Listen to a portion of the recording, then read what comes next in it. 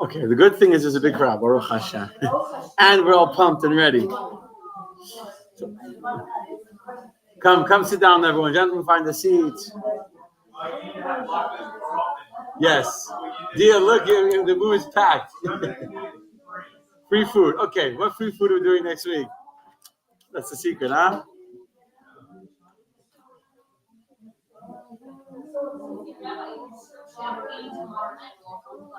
Not doing class tomorrow night. It's next week. Or if I would serve champagne tomorrow night. Yeah, competing with New Year's is dangerous. I mean, it's not dangerous. You can't compete with New Year's. Everyone has. I was also planning to be here, but too many people. I think 5 different couples said they couldn't be here. Whatever you want. Okay, let's start, my friends. So I have to tell you, if you're watching, first of all, please do chat and say hi. Oh, Art Dubin is watching. You can sing. They're happy. You guys are on the high. It's great. I'm also on high. On. You want to comment? So I'll tell you something. I see the rabbis that do menorah ladies, I don't know, up north, in the free time, brother-in-laws that are Chabad rabbis in the Hamptons, in New York. They have like, they're 10, 20 people like in the cold with the coats on, and like, those are the real brave people, you know what I'm saying? It's easy in Florida to get a crowd. The weather is nice, you've got some lots. I'm sweating. I'm sweating. These rabbis are in their coats and scarves, and they're trying to get people to show up and serving hot cocoa. Yeah. Now I'm dripping sweat. It's okay. It's part of the joy and excitement. Everyone has a beautiful place to live. Okay, so anyway, we're blessed to be in the beautiful Florida, where Hashem is shining weather upon us. Sunday was supposed to be a thunderstorm. Yesterday morning, I woke up 6 o'clock in the morning, and I heard the rain. It was pounding. And I was praying hard because we were supposed to have hundreds of people come in the afternoon. Yes, after you guys were there, it was gorgeous, the weather. And one of the other rabbis that was helping organize it, we did a few rabbis together to organize it. Like, we should cancel. Who's going to show up in the rain? I said, God forbid you cancel. We're going to write a letter to the rabbi. We're going to pray. We're going to go. I wrote a pond in the morning. Rabbi Freeman also did. And yesterday's weather was gorgeous. The sun came out. I even asked for blessing the sun should come out. What? It was cool. The weather forecast was thunderstorms in the afternoon. God, the miracles. The whole Florida. You know how many rabbis in Florida were praying yesterday? It worked. Thank you, Bruce. We'll clean up after. Okay, so let's begin. Tonight's class, as always, is a memory of Yitzchak Tzvi ben Yosef. Here's the Neshama of Elevation. I hope you all are enjoying a beautiful, wonderful, healthy, happy Chanukah, as we are. Busy with increasing light every single night. Tonight's already the 6th night of Chanukah. 6 beautiful candles shining bright. We lit it outside. Outside on the street, there's a big, beautiful menorah shining. Everyone that drives by can see our menorah shining. So tonight I'm going to tell you the Chanukah story, how it's us, our story. Deal? Last week we also talked about how the Chanukah story is our story. But last week we talked about the Hellenists. Those who were here last week. If you were not here last week, you can go back and watch it. It's on my Facebook page, on my YouTube channel. Go back, you'll see last week we talked about the Greeks. Not the Greeks. We talked about the Hellenists, the Yevanim, the Jews. The Greeks were the Greeks. No one has any complaints to the Greeks. The Greeks are Greeks. Last week we talked about the Jews that wanted to be like the Greeks. That was last week's conversation. Today we're going to talk about the Maccabees. And more importantly, I'm going to show you some of the history of the Maccabees. Some of it you might know. Some of the details I'm sure you don't know. Anybody wants more latkes? If you want more latkes, Bruce will bring them in. Thank you. Out there. Perfect. Thank you. So, see latkes. Next week we'll serve latkes to me. What should we serve next week to get such a crowd, huh? I'll have to get out the mushka to do something. Okay. You need a sponsor? We'll do something nice.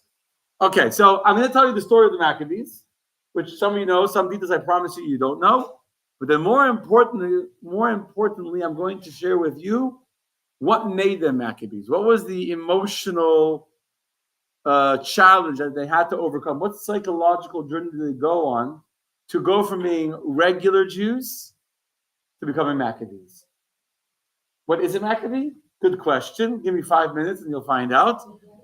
And I will answer that question soon. But what we really need to know is not only what is a Maccabee, what we need to understand is what makes someone become a Maccabee.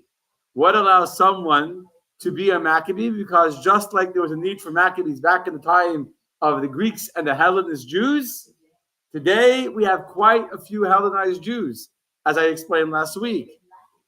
And so today we do have Maccabees, and today we need more Maccabees. And today I'm going to share with you what it means to be a Maccabee.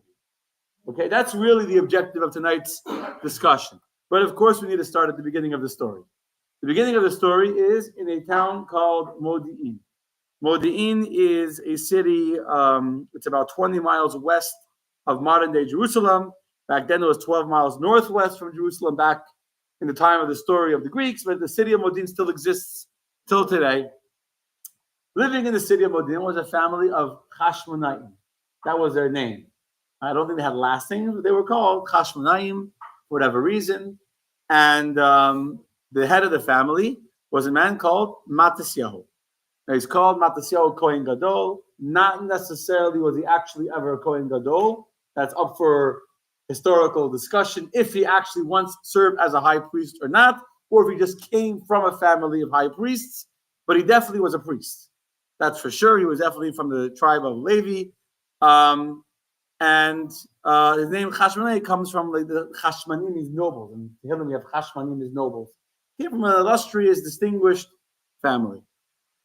Now, he's in Modin. He left Jerusalem because of the oppression. If you remember last week, I was sharing with you how the Jews were feeling very, very threatened, not only threatened, terrorized by the Greek army that had come. Antiochus had heard that there was a rebellion against him. It wasn't really against Antiochus. It was against, who remembers? Menelaus. Jason was the first high priest. The second one that was even more ruthless and more money hungry than Jason was Menelaus. And Menelaus was the one that had really made the Jews very upset at him, because they saw how he was literally selling off the assets of the temple in order to fund his acquisition of becoming the high priest. Again, I discussed this last week. He literally was selling off stuff from the temple. And even Hellenized Jews understood the temple is holy. Like you can't sell off the temple for your own personal ambitions. And so it became extremely unpopular. And when the rumors went around that Antiochus had been killed in Egypt, again, I went through that last week, there was a beginning of some revolution. Antiochus came with his army to quash it, and then the Jews left Jerusalem, including the family of the Chashmonaim. So they're living in Modin. And one day, a group of Greek soldiers arrived to erect a statue to Zeus, to their god, demanding that the Jews should come and worship a pig to the idol and to worship the idol. They gather the Jews in the center of town. All the Jews gather. And they come to Matisyahu, who's like one of the leaders of the Jewish community, one of the distinguished elders of the community. And they asked him to come and be the one to slaughter the pig and to worship the idol Zeus. Again, it was more of I don't know, won't repeat last week, it's fine. So they asked him to come and to bring the idol to this ethereal service to the Zeus. And of course, Matisyahu says, no way. There was another Jew there who was quite eager to prove his allegiance to the Greeks, to show that he was a good American Jew, very loyal. One of the anti-Semitic things they say is that you have dual loyalty, right? That you can't be a Jew and be pro-Israel. That's a dual loyalty. So then too, there was claim of dual loyalty. So he wanted to prove that he was not torn in his allegiance. He was a proud Greek, and he volunteers. He steps up unasked, unforced. He steps up offering to be the one to offer the pig to Zeus. Matisyahu saw that his blood began to boil. His blood began to boil to see a Jew jumping up and running to be the one to bring the idol to bring the pig to the idol, and he couldn't contain himself. He was an older man. He pulled out a sword. He killed this Jew that was coming to bring the pig to the idol. He killed the Greek officers that had come to gather everyone that was, I don't know how many officers were there, him and the sons that were with him. He had 5 sons, 5 Maccabees, Yehuda, Shimon, I don't know all them, whatever. His sons gathered together. And after that, they knew that the Greeks are going to be coming. It wasn't a question of if, it was only how many days it would take for an army to show up after this regiment or this small group had been killed. So he begins a battle cry. He begins the battle cry, and he says, Mi la Hashem Elai. Whoever is to God, follow after me. And he gathers together a group of strong-willed, strong-minded Jews that are willing to risk their lives to fight for religious freedom, to fight for the ability to be free and serve God the way God wants us to serve Him. And they go out into the hills. There's caves. They know the area very well. If you know the area out to Jerusalem, right? It's the hills. There's a lot of caves, a lot of places to hide. And they go to hide and to start to prepare to fight back against the Greeks. And from there, from this battle cry, Mi la Hashem Elai, whoever is to God, come and fight with me, came the name Maccabees from the famous verse.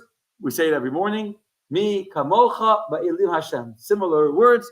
Who is mighty in the heavens, in the celestial place like you, O God? There's no one as mighty as God.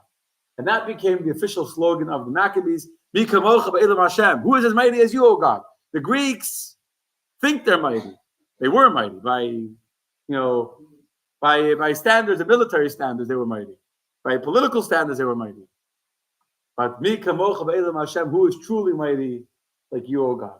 And that became the battle cry of the Maccabees. They were also called Maccabees because Matisyahu was Matisyahu Kohen ben Yochanan.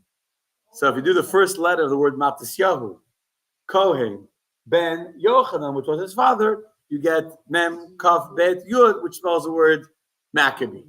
Also, Maccabee is from the Hebrew word Makav, which is a hammer.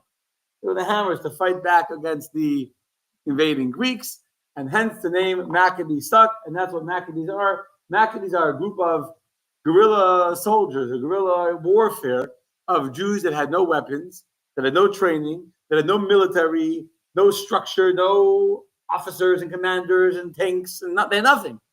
All they had was the spirit and their faith and their commitment to Hashem. That's all they had. That's all they needed.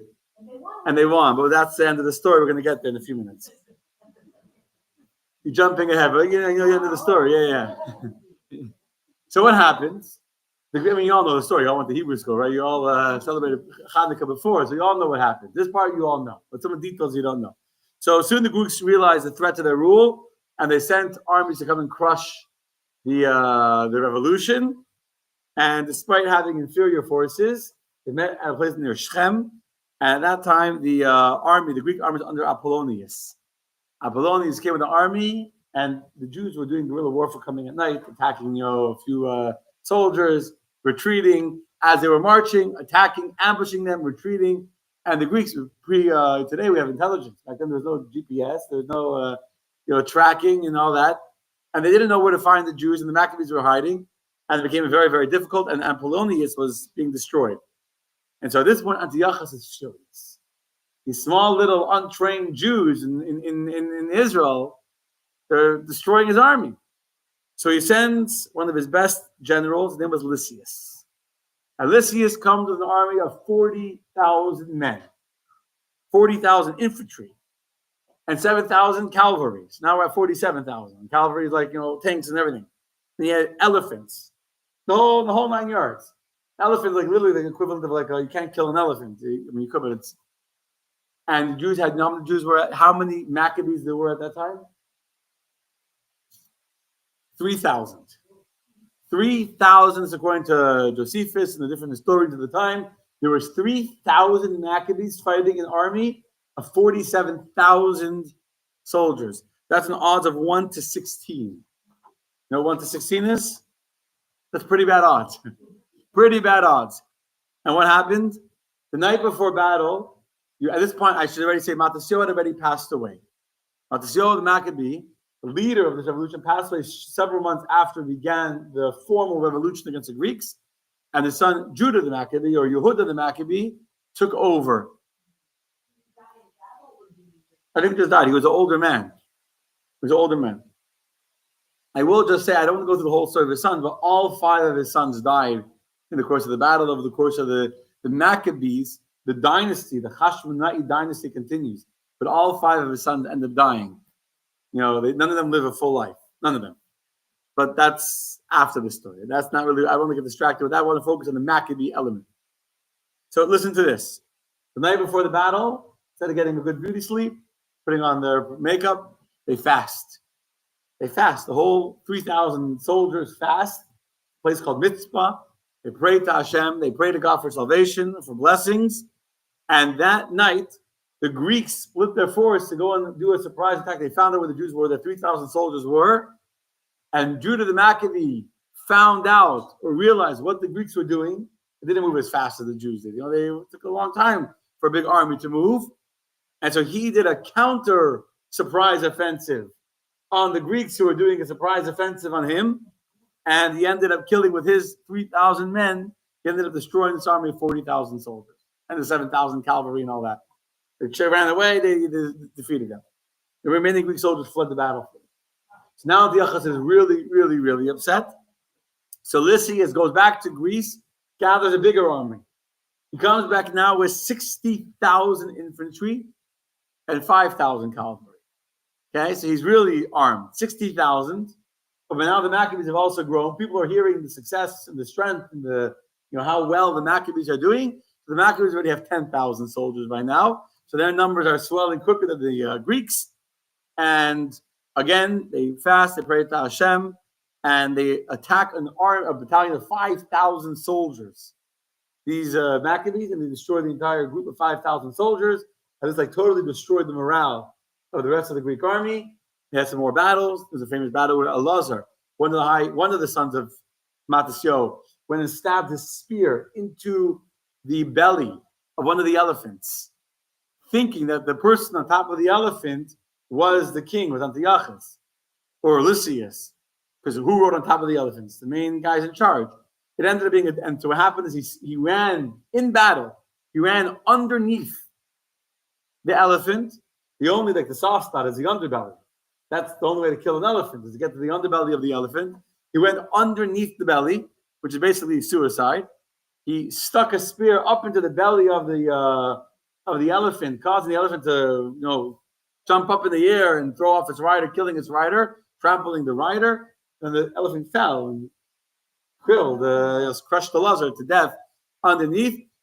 And sadly, the person he killed was not Lysias, it was another leading officer in the army. And they all, whatever. Anyway. 2 years of battle go on. 2 years of battle, these big battles, the 40,000 soldiers, 60,000 soldiers. And after the 60,000 soldiers of Lysias are destroyed and these battles finish, Yehuda the Maccabee enters into Yerushalayim, into Jerusalem, and enters the base of Mikdash. They come, the temple is completely in ruins. Now, the Greeks had not destroyed the temple, but they had totally desecrated the temple. They had brought pigs into the temple. They brought an idol to the temple. They had done prostitution in the temple. They had really profaned it and made it into a disgusting place. And it took them several weeks of repairs and of cleaning to rebuild everything that had become defiled. They had to rebuild it. They reconstructed an altar. They built a new altar. To understand, the building was standing, but the vessels, everything was destroyed. So they built a new altar.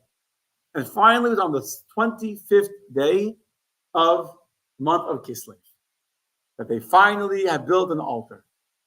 Now they had an altar, they wanted to once again resume doing the services in the temple. The golden menorah was not there, it was also defiled. They made a temporary menorah out of metal with spikes, but they didn't have any pure oil to use to light the menorah. This is another whole conversation. What makes oil pure? Why they needed pure oil? We'll save it for another year.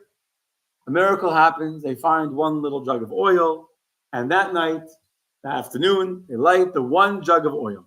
Now, it's going to take 8 days to go up to the north of Israel where they produce the olives to get more olives to make more oil. In the north of Israel where the olive fields are. But they light that oil. Miracle happens. The oil burns, not for 1 day, not for 2 days, not for 3 days, but for 8 days, the oil burns. And this, overjoyed at the sign of divine favor, the oil is burning, they celebrate. And the next year, 1 year later, the Sanhedrin, which is the men of the court of the rabbis, the 71 rabbis, they ordain an 8-day festival of Chanukah to commemorate the great miracle of the oil for all time. Okay? Now, by the way, after this, according to many opinions, historians, the battles were not over. The Greeks didn't just go away, and the Hellenists didn't go away. And there will be 25 years of battles to finally reclaim full autonomy, where the Jews will be able to live in peace and in serenity in the land of Israel. So people think, oh, they killed the Greeks, they got the temple, everything was good. After that was 25 years of fighting until the Maccabees were firmly established as the autonomous rulers of the land of Israel. There's another opinion that the miracle happened in the year 3620. This means that the miracle happened in the year 3597 BCE. Some say, after creation, the Jewish year 3597. Some say it only happened, the celebration of Chanukah only happened at the end of the battles, which would mean in the year 3622. Whatever. Point is, there was 25 years of fighting for the Jews to be secure in our homeland. But it took 2 years of major battles. Major battles, we're talking about 40,000 soldiers, 60,000 soldiers, for the Maccabees to take control over the temple, over Jerusalem, and to be able to light the menorah and celebrate Chanukah. Yeah. What's still going on? The battles. Yeah. Still going on. So, what makes someone a Maccabee, my friends? First of all, good evening to everyone watching us. All those that are waiting for the class, I'm glad you're on. Shavua Tov, Chag Sameach. Here's my question for you. What makes someone a Maccabee? What defines a Maccabee? So most people will tell you that the Maccabees were brave fighters, right? They were brave warriors. Right? I ask you, what makes someone a Maccabee? Courageous, fearless. Sheila. Conviction, excellent. Emunah, that's faith. What else? I'm watching the chat. What else makes someone a Maccabee? Faith, conviction, strength, fearless, courageous. So I'll tell you something fascinating. What? The will to fight. That's conviction. Yeah, the will to fight. That's right. He's just echoing you, but doesn't know he's echoing you. Like most married men, that even when they're repeating their wives, they don't know that they're repeating their.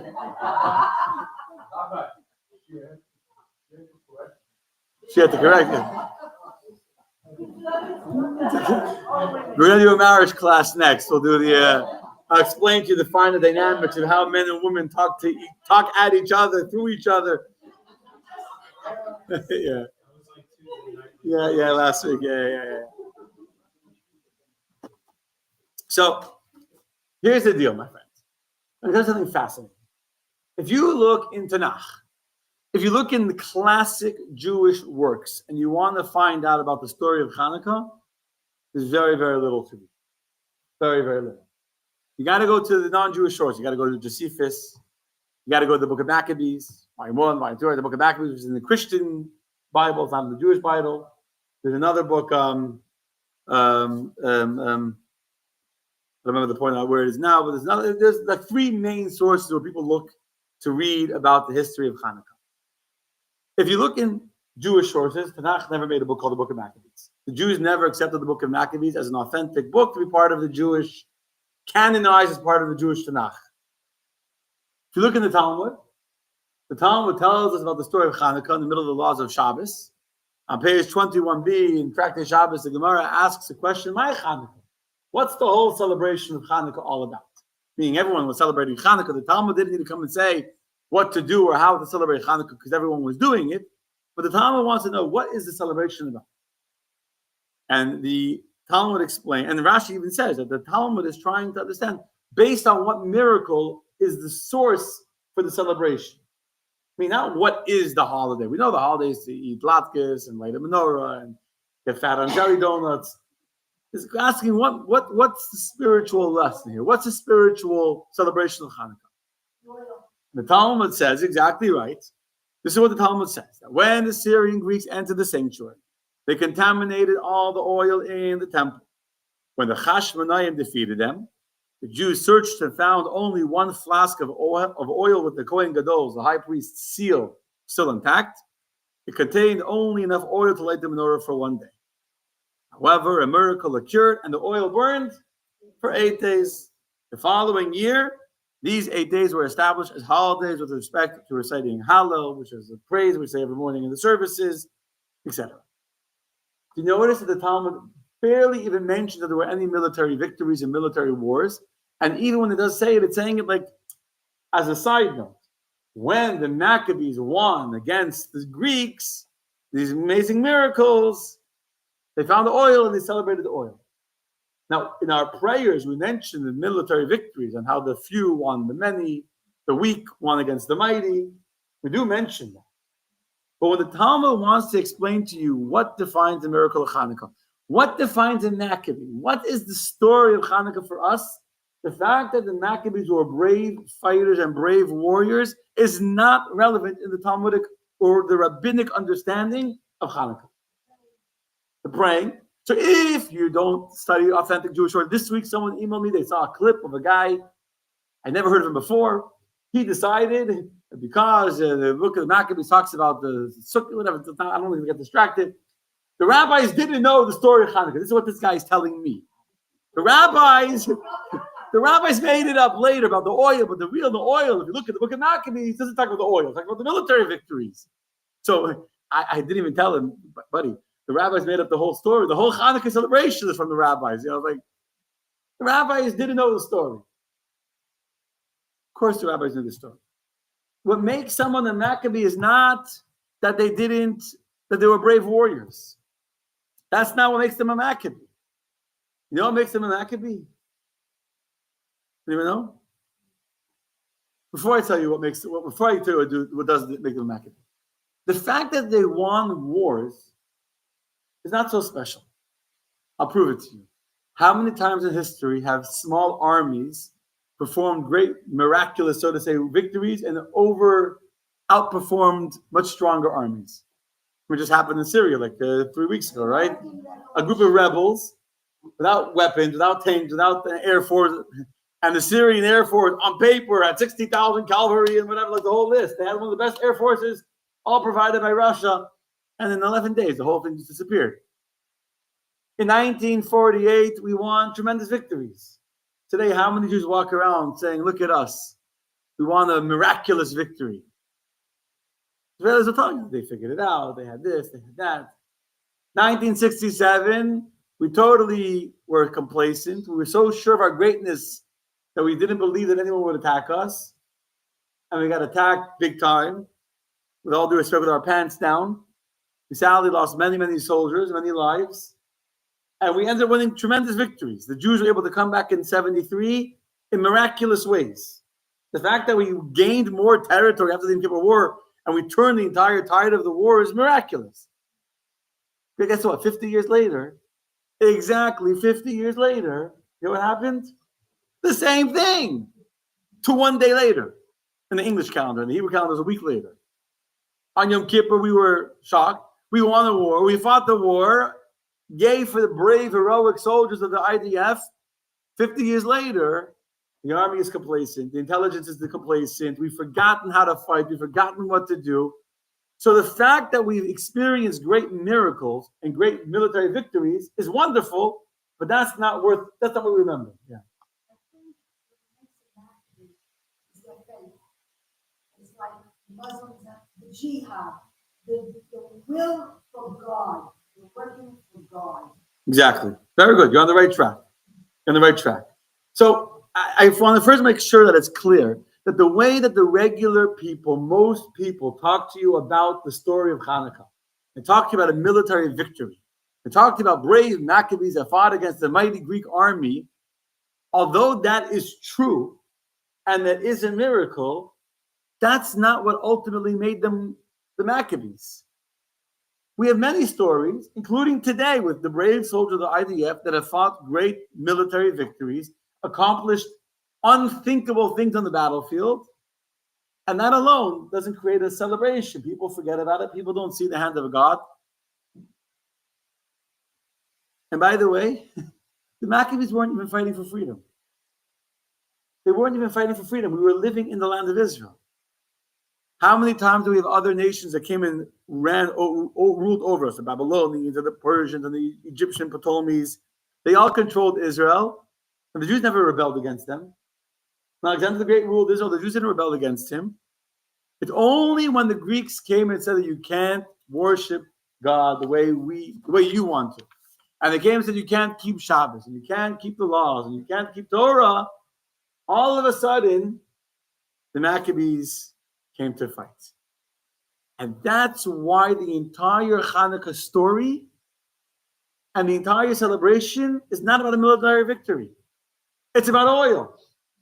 And by the way, that's why the celebration of Chanukah, even though we eat latkes and we eat donuts, is primarily a celebration celebrated in spiritual way. How do we celebrate Chanukah?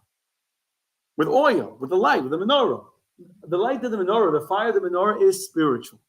Fire is a very spiritual thing. You watch the fire jumping and going in the candle, it's spiritual. In contrast to the story of Purim, for example, or the story of Pesach, you know those holidays, right? How do we celebrate Pesach? You've all been at a Pesach Seder. We drink wine, then we eat a little bit more, then we eat till we're so stuffed that we can barely stand up. That's how you celebrate Pesach. Yeah, we also say the Haggadah, we also give thanks to Hashem, but the primary mitzvahs of Pesach is eating a Pesach lamb, and today eating matzah.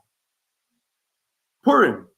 How do we celebrate the fact that the Jews were saved from Haman that wanted to kill us? Nachashverosh. It's a mitzvah to have a feast on Purim. It's a mitzvah to send food to your neighbor or to your friend. It's a mitzvah to give charity. It's all physical. Yeah, we read the Megillah, we read the story to give thanks, but it's a physical day. Physical eating, physical drinking. On Chanukah, give me 1 second. On Chanukah is different. On Chanukah, although it became a custom, we don't have to Jewish customs to eat a lot of donuts and latkes, there's no blessing on the latke. It's not a mitzvah to eat a latke. The blessing is on lighting a candle.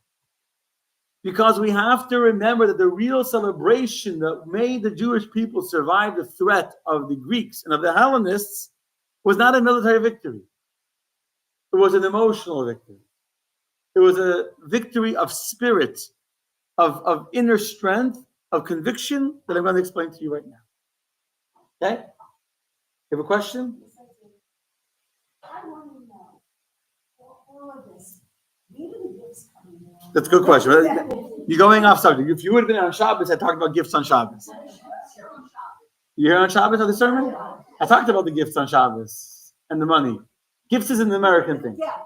Oh, gelt. Gifts came from Jews that wanted to be American. That's where it came from. Okay, do me a favor, because I'm going to get distracted. And I do have a message to share. So, what is the strength of character? What is the spirit? What is the idealism that allowed these people, which is memorialized and symbolized today by oil, to overcome and to become what are known as the most brave Maccabees? What was so unique about them? What made them Maccabees? What gave them the ability to have a strength of character, to be able to not be intimidated and not be afraid and to overcome everything?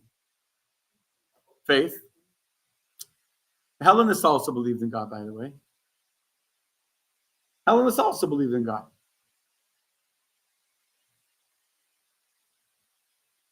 You understand the question? I want to understand what is the emotional psyche of the Maccabees. So I'm going to tell you by asking another question. Because rabbis like to answer questions with question. So I'm going to answer the question with a question. Ready for a question? This is the most famous Chanukah question. The most famous Chanukah question is as follows. Maybe let's see if you know the answer. Let's see if you know the question. When the Jews found oil to burn for 1 day, and they lit the menorah for 1 day, and they burned for 8 days. How many of those 8 days that the oil burned are miraculous? 7.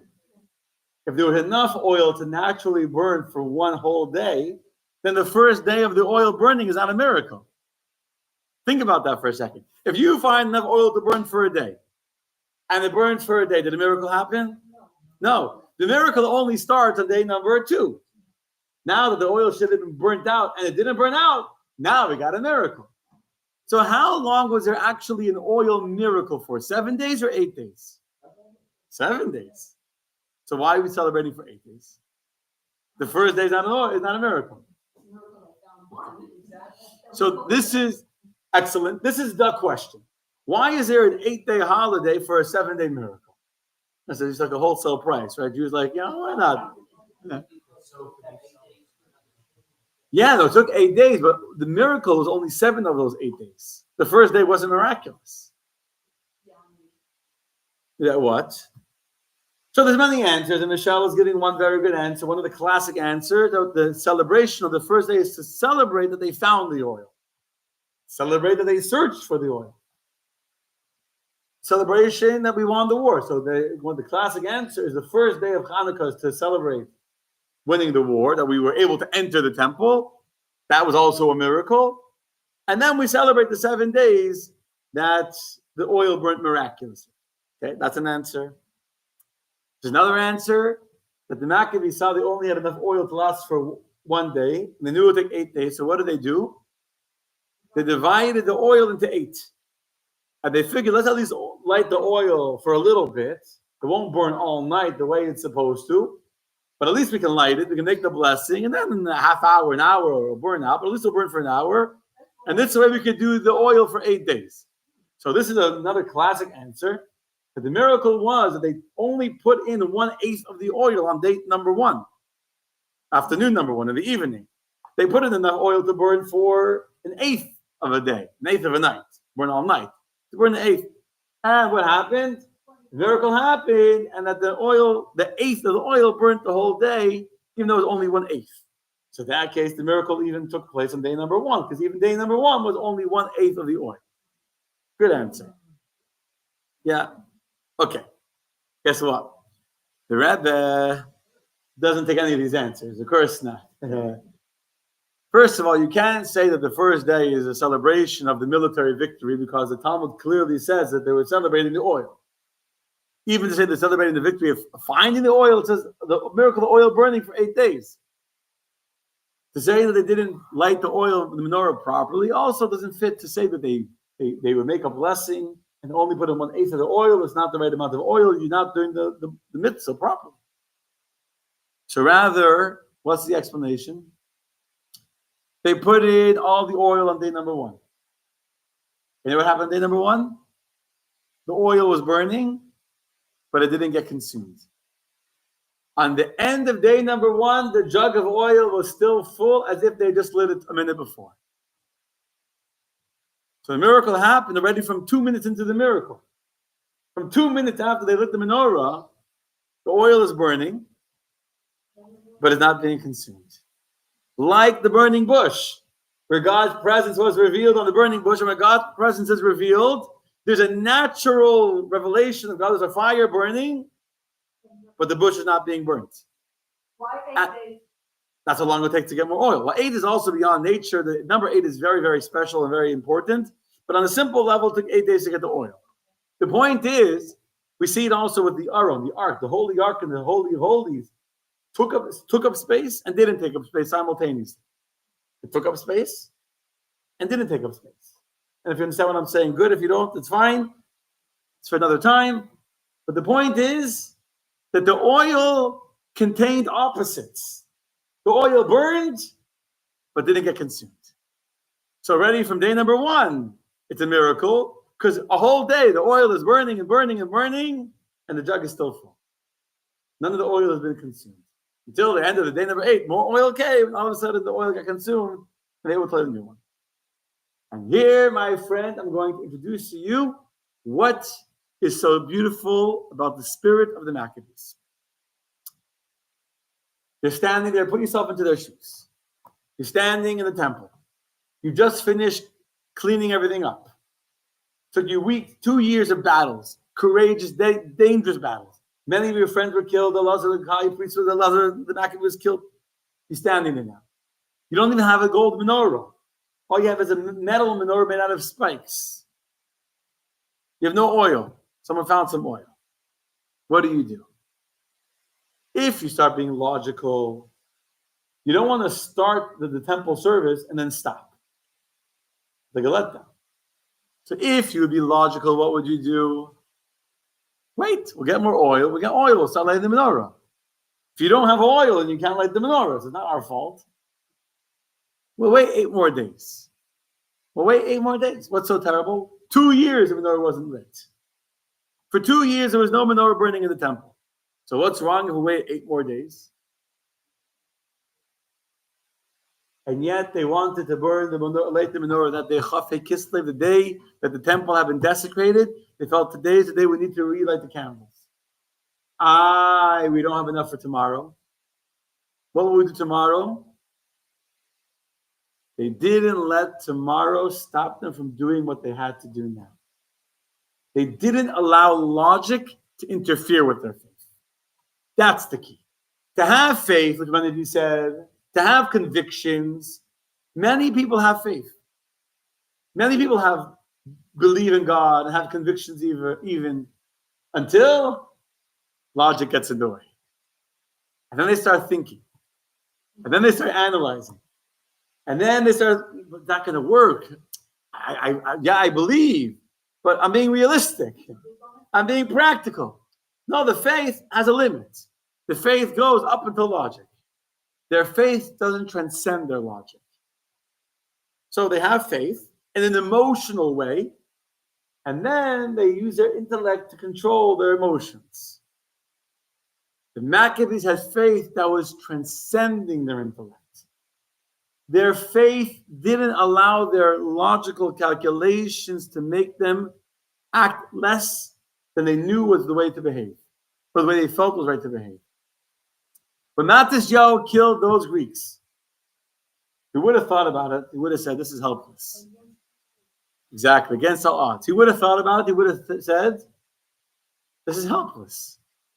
I'm going to win. I'm going to start a war against the mighty Greek Empire.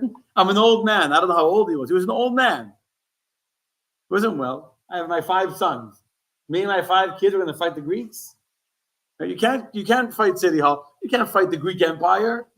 If he would have been logical, he would have backed down. He would have toed the line, and he would have he personally would have kept his faith.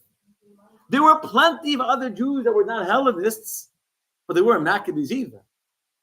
Not every Jew is a one in black or white. There were Jews that personally believed in God and didn't believe in Greek, ideology and in mythology, but they weren't going to go fight.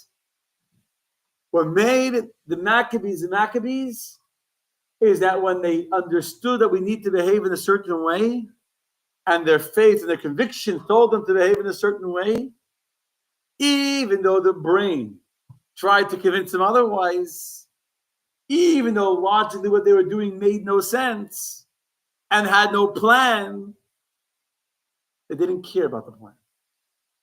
They didn't stop to think, will we succeed? It wasn't about, am I going to be successful? Am I going to destroy the Greek Empire?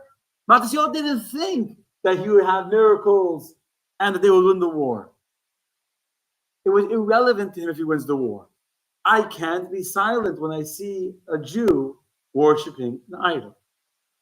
It's the exact same mindset of the Maccabees standing inside the temple with 1 jug of oil. If you start thinking logically, you say, if I light the oil now, what's going to happen? I'm going to have nothing tomorrow, so we'll start them off to stop. So if you're using logic, it doesn't make sense. But he didn't think about what will be tomorrow. Tomorrow is irrelevant to today. In the Hasidic song, like, why should I worry today? What will be tomorrow? Today, I need to do what God needs me to do today. Intellectuals, we like to think. I'm part of this, I like to analyze, I like to be in charge, I like to know what's going to happen, I want to plan. Those of us that like to plan things, we need what's going to happen. We need to, keep control over the situation. Right? Yeah, but they're saying, you need to have a plan. You need to think it through. And then sometimes you need to allow your faith to transcend your plan. And even though I don't know how will I raise the money to finish the building? We're going to do it. I cannot explain to you how we're going to raise the money. I have no way how. So if you're going to use logic, you hire consultants and you make a business plan, and then either you hire people to help or you give up. And if you're a Maccabee means I don't have any logical calculations to think of. Mi kamocha ve'elam Hashem, who is mighty like you, O God, means that if I do what God wants of me, God will find a way to make it work. God, that I do, because I've been trained to think this way. I know that the most powerful force in the world is God Almighty. And therefore, as long as I can feel confident that I am doing what He wants me to do, I don't need to understand how tomorrow will work out. God will figure it out. Why should I worry about it? Let Him worry about it. You know, there's a great joke popped into my head of this guy's always worried. He has no money, he has no this, his business is terrible. Oh, he can't sleep all night, he's worried. One night he comes home, he's in the best mood, he's smiling from ear to ear. His wife looks at him and says, well, Chaim, what are you so happy about? I never saw you so with such a smile, so cheerful. You're not worried? So today I had a good idea. I hired a neighbor, Yankie, and I paid him $1,000 a week to do all my worrying for me. So I'm paying him to worry. So she says, how are you going to pay him $1,000 a week? She says, I don't know, that's his problem. Let him worry about it.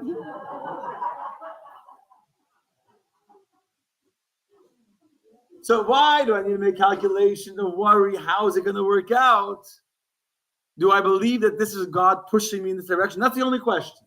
When I had to make a decision about moving forward with construction, since we're talking about that now, I said a few l'chaim's outside. When I had to make a decision that we're going to close the wall up and not use the 2,000 square feet where the kitchen and the social hall is, close the wall, it was a year ago. Last year Chanukah, when will go tomorrow. Last year Chanukah, we celebrated, we thought we're done. We're out of money. We have no more money left. There's no way we're building a kitchen and a social hall. We're going to use it as an empty shell. And then the city came cracking down, and either had to close the wall or I had to pretend like I'm going to raise the money to do it. And as soon as I was able to feel confident that God was pushing me to go further and not to stop, now it became His problem. Now it's His problem to figure it out. And guess what? Look at the room now. It's beautiful. We're never going to be done. Like, I feel like we'll never finish, but like we're almost done. We're close enough to say we're done. You understand? This is the Maccabees, yeah. Rabbi, if they had oil for 8 days, where they found oil to make latkes? Truth is, the oil for the lot, they could have used vegetable oil maybe for that. They used canola vegetable oil. Not to be pure olive oil, pure whole process how they have to make it. I mean, there's different levels of olive oil too. There's the first drops, there's squeeze, there's pressed. Saying there's a lot of oil, even in olive oil, there's different levels in oil. There's what you take out of the oil, there's the oil that comes out by squeezing it, and then when you press it and you crush it, and so that. Yeah. So they have these pure oil. Anyway, you understand, my friends? So what does it mean for us to be a Maccabee? You don't need to be a brave warrior. You don't need to go into a cave or in the hills of Judea to go fight against Hamas. And you don't need to go onto Facebook to fight against the idiots of Facebook. To go onto a campus to fight the haters that are there. A Maccabee can be living a very beautiful life. And then, what? A Maccabee means that when I am faced with a challenge, I don't know how am I going to make this commitment to God, and how is it going to work out? If I'm going to keep Shabbos, how will I have money? And if I'm going to do this, how will I have that? And if I'm going to, we start making calculations. And we believe in God, and we believe, and we want to do, and we have good beliefs and good convictions and good ideas. But being realistic, it's not going to work out. It's not going to make sense. That's normal people. The Maccabees transcended normal. They transcended normal. They transcended intellect. They transcended logic. They transcended plans and calculation. And they didn't worry about tomorrow because they had God. That's what they said. Mi kamocha ba'elam Hashem. Who's mighty like you, oh God? You got it under control. I don't need to worry about anything else. Now, they didn't say I don't need to worry. I don't need to work because they went to fight. They weren't like God's in charge. I'm going to sit like this, and wait for God to send me money. They went to work. But the work was with absolute confidence that God would take care of them. That's why they were Maccabees. Not just because they could fight, but because they were so confident, they had trust that God would take care of them. I'll tell you a story. I have two stories I just came to my mind. I'll tell you the story I was planning on saying. the very famous Israeli, who was originally a Russian named Natan Sharansky. Right? You heard of Natan Sharansky? He was a refusenik in Russia. He was arrested in 1977 for being a Zionist activist, trying to get out of Russia, and he ended up spending 12 years in prison from 8 years, from 1977 till 1986, including 8 years in the Siberian Gulag, the Siberian labor camp, for his crimes against the Russian state, trying to go to Israel, etc. And his wife, Avital, led a huge public relations, should many remember this, right? Sharansky, fighting for his freedom, fighting for his release, huge protests outside their embassies, and eventually, in 1986, there was like a treaty between the USSR and like a spy exchange, the USSR and America, and Natan Sharansky was allowed to go to Israel. So he has many beautiful stories, many beautiful, with the Tehillim, with Yerah, when his father passed away. But here's a Chanukah story of Natan Sharansky that's exactly the same. So he was in this Siberian Gulag, and the holiday of Chanukah was approaching. So his, he didn't know a lot about Judaism, by the way. He was learning. He was like a self-taught. Russian Jews were not educated, sadly. So he was learning in prison, but he didn't know a lot. But he knew Chanukah was coming. He knew it was a holiday of freedom, a holiday of religious freedom, something he cared very deeply about. Society wanted to light a menorah in the camp, and so he got a hold of some kind of wooden menorah. They made something out of wood, and he found a candle. They had some candles, and that's it. He actually, the first night of Chanukah, he lit the candle, actually put it out afterwards, didn't leave it burnt, didn't know about the Maccabees in the temple. And every night, he lit the menorah until the sixth night of Chanukah. Came the sixth night of Chanukah, the Soviets came. There was one of these guards, his name was Gruvalik, came and he confiscated the menorah. He said that the candles are state property, and you're misusing state property because he found an old candle somewhere belonging to the state of Russia. It's a terrible crime, and for that he probably would have to pay very dearly. And he argued, and he said, "I'm allowed to have it." He said, "You're trying to deny my Jewish holidays." They're going to make a big fight about it. So they called the officer. The officer told them, "A camp is not a synagogue. We don't allow religious services over here, which is against the Russian constitution, whatever." So camp, the Siberian camp is not a synagogue. We will not permit Sharansky to pray over here. He's not getting the menorah. At that moment, Natan Sharansky went onto a hunger strike. He said, "If you don't give me back my menorah, I'm not eating." Which hunger strikes become a whole thing because it's a whole thing. So you never know how it will end. But to Natan Sharansky's, he didn't know this at the time, but to his, Mazal, Hashem was with him. There was actually going to be a commission from Moscow coming. There's an inspection scheduled for a few weeks in the camp. The prisons, they have inspections. There was an inspection scheduled for a few weeks away. So the head of the camp, his name was Major Osim. Major Osim was this big, fat zlob. All he did was eat. He's very good at eating, but also very, very shrewd and very, and he was the head of the camp. And this enormous, how Natan Sharansky in his book describes him as an enormous, flabby man at 50 years old with small eyes and puffy eyelids, who lost interest in everything but food. But he knew how to manipulate people. He was very shrewd and very smart. So comes the 8th night of Chanukah. He's on a hunger strike for 2 days. He didn't let me know the 6th day and the 7th day. And now it's coming the 8th night of Chanukah. He's on a hunger strike. Major Osim calls him, I know it's already getting publicity, a hunger strike, and it goes out that he's on hunger strike because they're denying him his religious freedoms. They wanted to say that you're using state material illegally. But he said, "No, what are you talking about? You took my, you said that," that's what the officer said. A camp is not a synagogue. We won't let him pray over here. It became a religious issue. I'm on a hunger strike. So Osim, he comes to the Major, called to the Major Osim's office. So the night of the 8th night of Chanukah. And he pulls on this, fake benevolent smile, Major Osim, and says, "Why do you go on hunger strike? I'm going to give you my personal word of honor.